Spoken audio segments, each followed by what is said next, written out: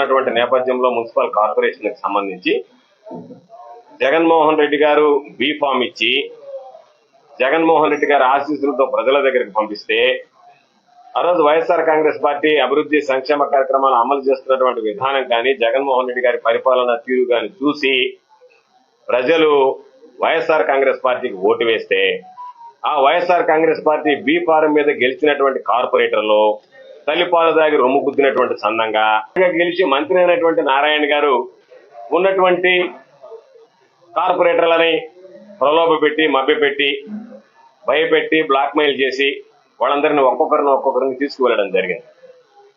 కాబట్టి ఇటువంటి నేపథ్యంలో మేమందరం విశ్వసించేది ఎవరైతే ఈరోజు వైఎస్ఆర్ కాంగ్రెస్ పార్టీకి సంబంధించి గెలిచారో జగన్మోహన్ రెడ్డి గారి బీఫారం మీద వాళ్ళు తాత్కాలికంగా పాపం కొంత ఇబ్బందులకు గురవుతామనో రకరకాలైనటువంటి ఆలోచనలతోనో తెలుగుదేశం పార్టీలోకి వెళ్లి ఉండవచ్చు. వాళ్ళందరూ కూడా ఆత్మ ప్రబోధం మేరకు, ఎందుకంటే ప్రతి ఒక్కడికి ఒక అంతరాత్మ ఉంటుంది కాబట్టి మనిషి పైకి ఎన్ని మాట్లాడినా అంతరాత్మకు ద్రోహం చేసుకోలేడు. అంతరాత్మకి వాస్తవాలు చెప్పుకోవాల్సినటువంటి పరిస్థితి ఏర్పడుతుంది. కాబట్టి వాళ్ళందరూ కూడా వైఎస్ఆర్ కాంగ్రెస్ పార్టీకి ఈ కీలకమైనటువంటి సమయంలో అండగా నిలుస్తారని చెప్పి మేము అనుకుంటున్నాం. కాబట్టి సేకరించినటువంటి అభిప్రాయం ఏదైతే ఉందో అందరం కలిసి ఒక సాధారణంగా ఒక ఏకాభిప్రాయమే వ్యక్తం చేయడం జరిగింది. అభిప్రాయాలన్నీ కూడా పరిగణలోకి తీసుకుని పార్టీ అధిష్టానానికి అన్ని కూడా వివరిస్తాం.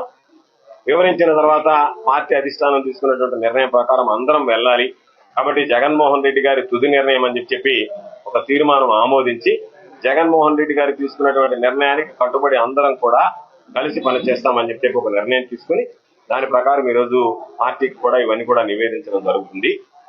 ఏది ఏమైనా సరే ఈరోజు దాదాపుగా 54 మంది అభ్యర్థులు వైఎస్ఆర్ కాంగ్రెస్ పార్టీ తరఫున గెలిచిన తర్వాత ఈరోజు నన్ను అడిగితే తెలుగుదేశం పార్టీ వాళ్ళ అండతో వాళ్ళకి సంబంధించినటువంటి మా పార్టీ మీద గెలిచినటువంటి వాళ్ళతో ఈరోజు మీరు అభ్యర్థిని నిలబెట్టి డిప్యూటీ మేయర్గా గెలిపించుకుంటామని సంకలు గుద్దుకోవాలని అనుకుంటే అంతకన్నా దౌర్భాగ్యం, అంతకన్నా దురదృష్టకరం.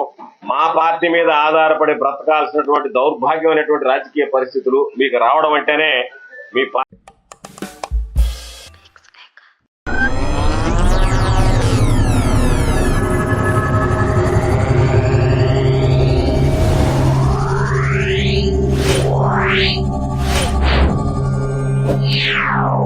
Yeah.